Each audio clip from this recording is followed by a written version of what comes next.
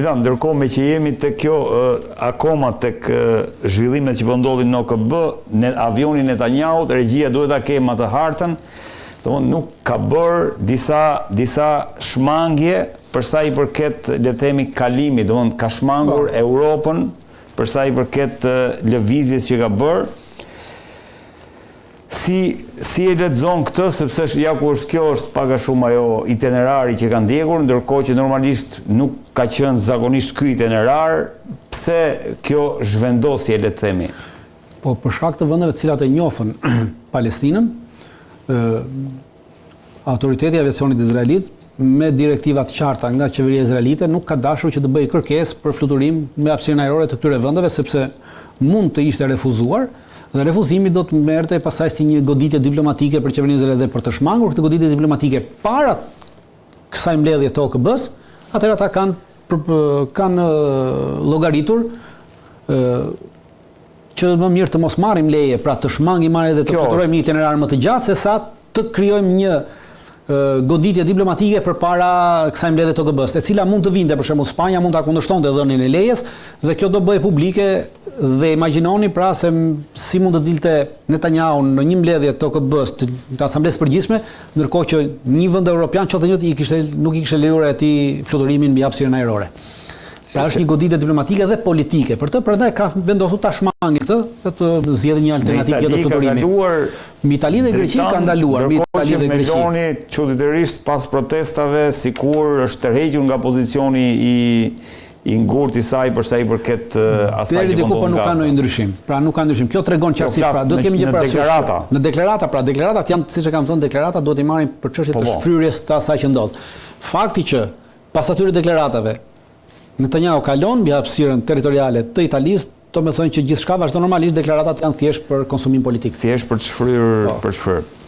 Ndërkohë, Dritan, sa vjen edhe, le të themi, situata midis Ukrainës edhe Rusisë, sa vjen edhe bëhet më intensive për sa i përket njoftimeve që na vijnë, por gjithsesi ne do mbetemi sërish tek deklaratat në OKB. Donald Trump ka deklaruar pas shumë kohësh që Ukraina, që është informuar nga këshilltarët e tij dhe beson se Rusia po vuan pasoja ekonomike për shkak të luftës dhe Ukraina ka mundësi aktualisht që të rimarrë territoret e pushtuara. Pra, dy janë, le të themi, ngjarjet e mëdha që ndodhen, ishte njohja e Palestinës dhe kjo deklaratë e Donald Trump që është konsideruar si një kthes spektakolare për sa i përket në nivel deklaratash jemi, se s'kemi vendime aktuale, për sa i përket qëndrimeve të Shteteve të Bashkuara të Amerikës, një sinjal që për herë të parë kemi Donald Trump i cili pretendon se Ukraina jo vetëm mund t'i rimarrë, po mund të shkojë edhe më tej. Si e lexon këtë? Unë nuk shoh në ndryshim qëndrimit të Shtetit Bashkuar të Amerikës, pra të Trumpit, përkatësisht vetëm të Trumpit, në ato qëndrimet që ka pasur deri tash.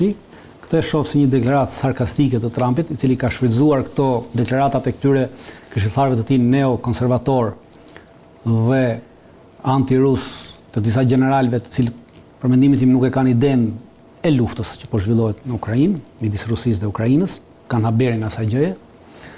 Pavarësisht se kanë qenë general, janë totalisht pa aft në këtë aspekt, dhe Trumpi ka shfrytzuar këtë për të thënë që okej, shumë mirë, po fitoni, sepse deklarata ishte që Ukraina po fiton, atëherë s'keni më nevojë për mua. Pra atë që ka bërë që ne tashmë Evropa mund t'ia dalë se ju po fitoni. Pra në moment që ti po fiton, s'ke më nevojë për mua. Dhe ka shfrytzuar këtë për të bërë shkëputjen totale nga Ukraina. Pra tashmë është problem vetëm i Evropës, ju ndihmon Evropa, NATO, ne do japim armatim këtyre, këta le të bëjnë çfarë duan me armatimin, por ne nuk marrim më pjesë në këtë. Pra e ka shfrytzuar absolutisht, ka nxjerr veten jashtë duke shfrytzuar këto deklarata idiote të këtyre këshilltarëve që dalin dhe thonë këtyre generalëve që dalin thonë që mund të fitojë. Ajo që do bëjmë ne do vazhdojmë të shesim armë NATO-s dhe NATO e di vetë. Po pra, ne di vetë se ç'bën me to. Pra ne jemi jashtë. Pra e ka shfrytzuar këtë gjë për të nxjerrë veten jashtë total, absolutisht. Këta kanë nuk është një mbështetje për Zelenski, nuk është mbështetje për Ukrainën. Nuk është mbështetje për Ukrainën as për Zelenski. Është definitivisht shkëputje nga Ukraina. Sepse në moment që ti thua unë po fitoj, apo fiton, atëherë ti s'ke nevojë për mua. I kanë shumë rregull. Unë po armatimin po ja jap atij, ai të bëj çfarë doj me armatimin. Unë dua lekët, mbaroj këtë punë. Pra ju s'keni më nevojë për mua, se juve po fitoni. Dhe fakti që thotë, dhe pse bën sarkastike, sepse kur thotë që ju vetëm që mund merrni kufit që kishit, po ju mund shkoni edhe në Rusi. A ka njeri që i ka dy parë mend kokë, që nuk e kupton që hyrja në Rusi në këtë mënyrë, pra në këtë forcë do të çonte një luftë të tretë botërore dhe në përdorimin e armëve bërthamore, sepse Rusia ka në doktrinën e saj që përdorimin e armëve bërthamore ka vetëm në rast se sulmohet territori rus. Pra këtu është e gjitha. Dhe ju mendoni se Trumpi do të shkonte drejt një lufte të tretë bërthamore? Pasnjëherë ai ka munduar në çdo moment të shmangë kësaj. Pra deklaratat e tij janë duke shfrytzuar këto deklaratat këtyre të Ukrainës dhe të generalëve të tij, që po dalin dhe të këshillarëve të tij që dalin dhe flasin pa dogan, ai po bën shkëputjen totalisht nga Ukraina. Pra ju mund fitoni, jeni duke fituar, vazhdoni, pra s'keni nevojë për mua, është shumë e thjeshtë. Është një kurs për Zelenskën dhe Evropën, kurs të cilin e ndërtuan vetë dhe ran vetë. Pra menduan se do të fusin Trumpin, por Trumpi e shfrytëzoi mjeshtërisht këtë kurs. Në moment që ti i thua Trumpit që ne jemi duke fituar dhe ne kemi mundësi të fitojmë, bravo, vazhdoni, s'keni më për mua. Madje mund shkoni. Po, ju mund shkoni edhe më tutje. Pra kjo është sarkastike në maksimum. Absolutisht që është sarkazëm. Pavarësisht se sarkazma përdoret nga njerëz cilët kanë thellësi intelektuale, Trumpi nuk është nga ata që ka thellësi intelektuale, po duke qenë se është narcis, narcisët kanë përqindje të sarkazmës në sjelljen e tyre. E qartë. Ndërkohë, dritan sa vinë dhe intensifikohen dhe po lexohet që një përpjekje le të themi e europianëve për ta futur Trumpin në betejë me këto le të themi dronët në Poloni, me dronët në Danimark. Pra, kemi një rritje të retorikës ku edhe Trump në deklaratën e tij tha që NATO duhet dhe mbështes NATO-n nëse do të rrëzojë nesër një avion rus nëse ai shkel hapësirën ajrore të vendeve të NATO-s. Pra, sa vjen ndërkohë nga ana e Rusisë kemi përgjigjen që thotë që nëse kjo ndodh, atëherë jemi drejt për drejt në luftë. Pra, çfarë po ndodh tani më? Nuk po ndodh asgjë. Edhe këtu kemi një lojë retorike të bërë. Pra Trumpi e ka përcaktuar qartësisht. Pra, ajo që Trumpi tha duhet jemi ta shohim në dy aspekte. E para tha që po, ju mund t'i rrëzoni. Pra ju mund të rrëzoni, normalisht unë nuk duhet t'i rrëzojnë ata që shkelin hapësirën ajrore. Po, por ama është përcaktuar qartësisht që në rast se ju sulmojnë. Pra deklarata vazhdon me në rast se avionët rus sulmojnë, NATO në ata të rrëzohen. Është përcaktuar qartësisht dhe prandaj kemi deklaratën në mbrapa të Rubios, i cili thotë që çdo rast do shifet tek e për tek dhe specifikisht. Dhe kemi të njëjtën deklaratë edhe të sekretarit përgjithshëm të NATO-s, thotë që çdo rast do ta shohim më vete. Pra çdo rast do merret i parë më vete. Dakor, po sa vjen edhe intensifikohet kjo dritan, ku është gjithë qëllimi i kësaj, domethënë u bë gati, u bë një javë. Gjithë qëllimi i kësaj ka të bëjë me atë që vendimin e Bashkimit Evropian për të justifikuar një veprim ushtarak, një pirateri në det të hapur. Pirateria në det të hapur do ndodhi për anijet ruse të cilat transportojnë naftë ruse në vende të tjera. Dhe aktualisht gjithë kjo loja që u bë me gjoja dronët që sulmuan në vendet baltike, në Suedi, Norvegji dhe këto, në deklaratat, po të shohësh deklaratat zyrtare të vendeve baltike dhe të Bashkimit Evropian, thonë që në momentin që janë lëshuar dronët në territoret, në ujërat ndërkombëtare afër këtyre vendeve kanë kaluar 2 anije naftëmbajtëse, pra, dhe dronët janë lëshuar nga këto. Përpara 3 muajsh kemi një deklaratë të Bashkimit Evropian i cili thotë që ka një sankcion të bërë sanksione, se paketa 18 e sanksioneve në rast se mbani mend, e cila parashef kapjen dhe ndalimin e këtyre anijeve që transportojnë naftë. Por të kapësh një anije që transporton naftë, ta marrësh atë me fuqi ushtarake në det të hapur quhet pirateri. Dhe jep të drejtën e çdo shteti që të sulmojë ty sepse ke sulmuar po.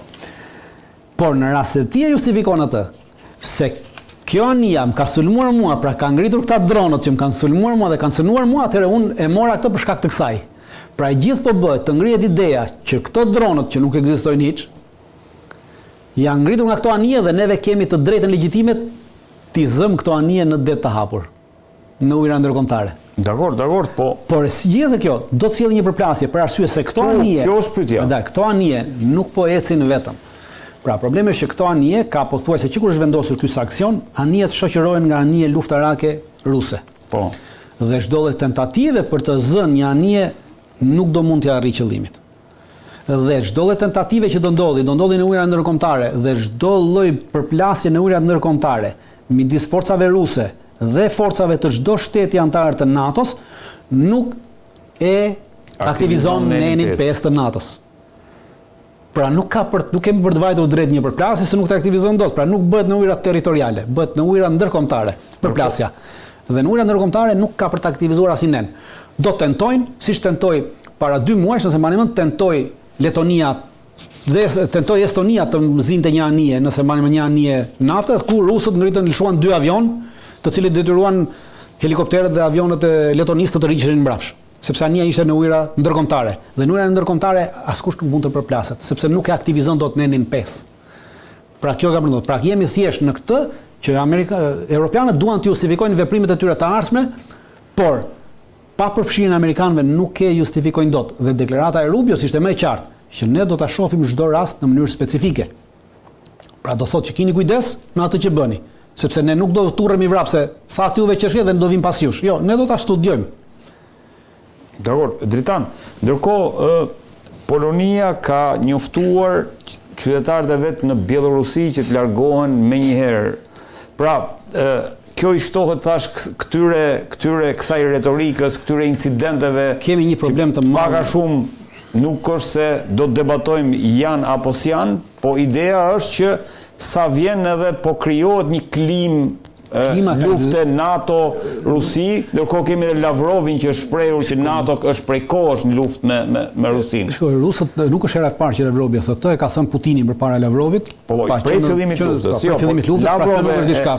E ka mund ta ketë elaboruar në çik më ndryshe, çik më gjerë. Dakord jam. Po janë deklarata që kanë ekzistuar prej fillimit, pra nuk është një çudi e madhe kjo e këtyre deklaratave.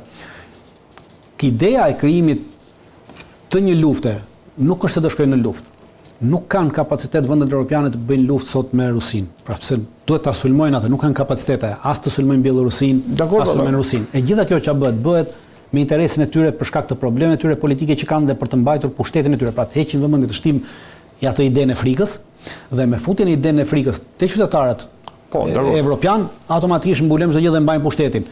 Dhe kjo vjen në krijimin e saj sepse duan të justifikojnë para të dhëna industrisë ushtarake. Dje kemi një marrëveshje midis Polonisë dhe Ukrainës për bashkëpunimin në luftën kundër dronëve. Po. Dhe Ukraina do t'i japi ndihmë Polonisë në bashkëpunimin në luftën kundër dronëve, sepse Polonia nuk ishte gjendje të rrëzonte dronët. Biles u tall edhe Zelenski në OKB u tall, tha Polonia nga 19 vetëm 4 rrëzoi, tha. Tondi. Ndërkohë që ne rrëzojmë 90%. Këtë që teza që sapo hodhet Dritan që nga dhe teza Donald Tuskut, faleminderit regjia. Po. Pra kjo nuk është pas kësaj, është një optimizëm, është një premtim që SBA-ja do ta reduktoj përfshirjen e saj në luftë. Absolutisht. Më mirë e vërteta se sa iluzionet. Prandaj po them ajo që ju shpjegova, pra ajo deklarata e Trumpit është sarkastike dhe është shkëputje totalisht. Isha përgatitur për pjesën që më në fund SBA-t po i rikthehen rolit të tyre ta lexojmë qartësisht, nuk. Jo, kur e thot Donald Tusk që është në kufi me Po unë e lexoj kështu. Pra edhe Donald Tusk e pas e lexuar siç e lexoj edhe unë. Prandaj them që mos nuk jemi në atë. Jo, pavarësisht se thash shkëputje totale. Kjo përbën sepse vetë fakti që ti kur ti thua unë po fitoj dhe ai thot apo fiton. Në rregull, s'kem nevojë për mua. Shumë e thjeshtë, logjikë e thjeshtë. Ndërkohë po thua që kjo retorika është luftës që këta kanë nxitur. Vendima që Ukraina po jep Polonisë për ndërtimin e një rrjeti të përgjithshëm për mbrojtjen e dronëve dhe Polonia ka thënë që në bashkë me këtë neve do ndërtojmë një rrjet për mbrojtjen e dronëve me vendet balltike që kalon nëpërmjet Bielorusisë, pra në kufirin me Bielorusinë dhe vjen edhe në kufirin polak dhe do përfundojnë në kufirin e Rumanisë. Vim te ai propozimi që ka bërë Ursula von der Leyen para një muaji që ndërtojmë një rrjet anti-dron në kufi me Rusinë dhe me këto. Ajo linja e dronëve që kemi diskutuar në emision. Jo, këta po duan një rrjet antidron, pra një mur antidron, thot ajo. Ky mur antidron do të muri antidron. Dhe ky mur antidron është ndërtimi sërish i atij murit të hekurt. Pra po ndahet kufiri, muri i hekurt dhe në rast se perdja e hekurt. Perdja e hekurt. Dhe kjo perdje e hekurt provihet tashmë. Vetëm ka zhvendosur, pra më përpara ishte në Kaliningrad, sepse Estonia, Letonia ishin pjesë edhe Polonia këto, dhe tashmë kjo perdje e hekur është vendosur dhe vendosja e kësaj perdes hekurt, që edhe Polonia dje me Ukrainën kanë diskutuar dhe ministri i mbrojtjes polak dhe kryeministri polak kanë deklaruar që do shtrihet nga kufiri i Finlandës me Rusinë deri në kufirin e Rumanisë me Ukrainën, do të thotë që perdja e hekur po vendoset u dhe vendosja e kësaj perdes e hekurt. Pra kësaj mbrojtje të dronit, do të thotë që nuk do të kemi lëvizje, pra kjo tregon që nuk ka për të pasur as ardhje të rusëve matan kësaj, as kalim të këtyre matanave. Do kemi më luftë. Pra, do vazhdoj ajo që është në Ukrainë derisa të mbaroj, por nuk do të kemi atë luftën që këta që po do na sulmoj Rusia, po bëhuni gati do na sulmoj Rusia. Sepse faktet që ata, marrëveshjet që ata bëjnë dhe atë mënyra si ata po flasin tregon që nuk ka për të pasur këtë. Është deterrencë po thua. Absolutisht.